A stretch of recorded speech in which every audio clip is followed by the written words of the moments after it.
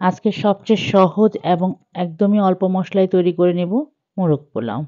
অনেকের কাছে মোরগ পোলাও মানে অনেক কঠিন কিছু, তবে আশা করছি আজকের এই রেসিপি দেখার পরে আপনার কাছে অনেক বেশি সহজ মনে হবে। যে কেউ তৈরি করে নিতে পারবেন একদম ঘরে থাকা অল্প মশলাতেই। তো চলুন দেখে নেওয়া যাক কিভাবে তৈরি করছি। আমি এখানে নিয়ে নিয়েছি প্রথম 1 টেবিল চামচ পোস্ত দানা, একটা জয়ফলের ফুল, জয়িত্রী 4 ভাগের 1 ভাগ এবং 1 টেবিল চামচ পরিমাণ বাদাম গুঁড়া। এগুলাকে পেস্ট করে নিব। সাইডে রেখে দিয়ে আমি এখানে 6 পিস চিকেন নিয়েছি। চিকেন পিসগুলোকে একটু হাফ কাপ টক দই দিয়ে মাখিয়ে সাইডে রেখে দেব 10 থেকে 15 মিনিটের জন্য।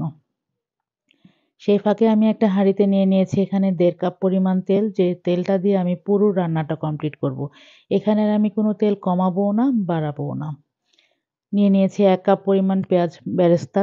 বেরেস্তাগুলো উঠিয়ে এই তেলের মধ্যেই আমি এখানে অ্যাড করে নিয়েছি কিছু এলাচ দারচিনি। এলাচ দারুচিনি দিয়ে এটাকে হালকা নেড়েচেড়ে পেঁয়াজ বাটাটা দিয়ে এর সাথে অ্যাড করব 2 টেবিল চামচ পরিমাণ আদা রসুন বাটা। সবগুলো মশলাকে একসাথে খুব ভালো মতো কষিয়ে নিব।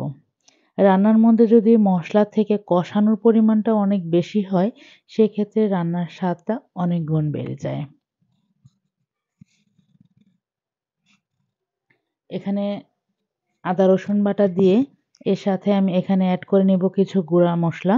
নিয়ে নিয়েছি 2 টেবিল চামচ পরিমাণ রাঁধুনি রোস্টের মশলা, নিয়ে নিয়েছি 1 চা চামচ পরিমাণ মরিচ গুঁড়া, 1 চা চামচ ধনের গুঁড়া, 1 চা চামচ ভাজা জিরার গুঁড়া এবং নিয়ে নিয়েছি হাফ চা চামচ গরম মশলা গুঁড়া। দিয়ে দিয়েছি ওই যে পেস্টটা করে রেখেছিলাম প্রথমেই, ওই পেস্টগুলো দিয়ে হালকা নেড়েচেড়ে এটাকে কষিয়ে নিব অল্প একটু পানি দিয়ে। এবার এর সাথে অ্যাড করে নিয়েছি বাকি গুঁড়ো মশলাগুলো। সবগুলো মশলা দিয়ে খুব ভালো মতো কষিয়ে নিব। এর সাথে সামান্য একটু পানি অ্যাড করব যেন মশলাটা পাতিলে না লেগে যায়। অ্যাড করে দিচ্ছি পরিমাণ মতো লবণ। মশলাগুলো খুব ভালো মতো কষানো হয়ে গেলে তেলটা উপরে চলে আসলে এর সাথে আমি অ্যাড করে দিব যে প্রথমে দই আর চিকেনটা মাখিয়ে রেখেছিলাম। সবগুলো চিকেন এখানে দিয়ে খুব ভালো মতো এটাকে নেড়েচেড়ে কষিয়ে নেব 10 মিনিটের মতো। অবশ্যই এটা ঢাকনা দিয়ে ঢেকে রান্না করতে হবে।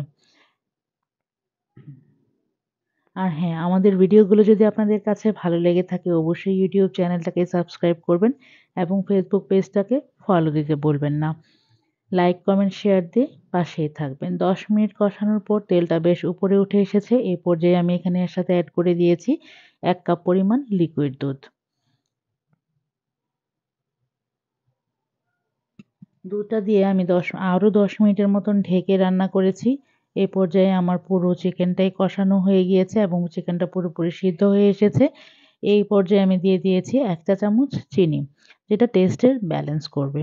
এখানে আপনার চিনির পরিবর্তে কিছুটা কিশমিশ বাটাও দিতে পারেন। আমি এখানে চিনিটাই ব্যবহার করেছি। তো সবগুলো মশলা দিয়ে চিকেনটা খুব ভালো মতো সেদ্ধ হয়ে গিয়েছে এবং চিকেনটা খুব ভালো মতো কষানো হয়ে গিয়েছে। এই পর্যায়ে আমি চিকেনগুলোকে তুলে নিব একটা বাটিতে।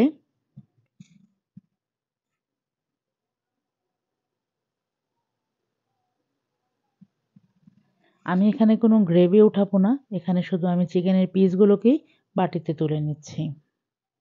তুলে এই গ্রেভিটার সাথে অ্যাড করে দিব। আমি এখানে 3 কাপ পরিমাণ চাল নিয়েছি, সেজন্য 2 কাপ পানি আর 3 কাপ পরিমাণ দুধ একসাথে আমি ভালো মতো জাল করে নিয়েছি। টোটাল আমি এখানে গ্রেভি আছে অনেকটুকু, এর সাথে 5 কাপ পরিমাণ পানি অ্যাড করেছি। পানিটা দিয়ে এখানে আমি 10 থেকে 12টা কাঁচামরিচ দিয়ে দিয়েছি আর পোলাওর জন্য কিছুটা পরিমাণ লবণ দিয়েছি, হাফ চা চামচ বিট লবণ দিয়েছি। দিয়ে পানিটা যখন খুব ভালো মতো বলক চলে এসেছে এই পর্যায়ে আমি 3 কাপ চাল আগে থেকে ধুয়ে করে রেখেছিলাম, স্টেন করে রেখেছিলাম, সেই চালটা দিয়ে 10 মিনিট খুব ভালো মতো রান্না করেছি। পোলাওর চাল এবং চালটা যখন 70% সেদ্ধ হয়ে চাল এবং পানি দুইটা খুব একদম সমান হয়ে এসছে, ওই পর্যায়ে নেড়ে দিয়েছি। নাড়াচাড়া করে চিকেনটা অ্যাড করে দিব। মাঝখানে আমি একটু কাজ করেছি, আমার পাতিলটা ছোট হয়ে গিয়েছিল, সেজন্য আমি এখানে পাতিলটা চেঞ্জ করে নিয়েছি। এ পর্যায়ে চিকেনের সাথে পোলাওটাকে খুব ভালো মতো মিক্স করে নেব। মিক্সড করে ঢেকে রান্না করব একদমই অল্প আঁচে, একদমই মানে কম আঁচে রান্না করব 4 থেকে 5 মিনিট। 4 থেকে 5 মিনিট পর এর উপরে কিছুটা 1 টেবিল চামচ পরিমাণ ঘি দিয়ে দিয়েছি 1 চা চামচ পরিমাণ কেওড়া জল।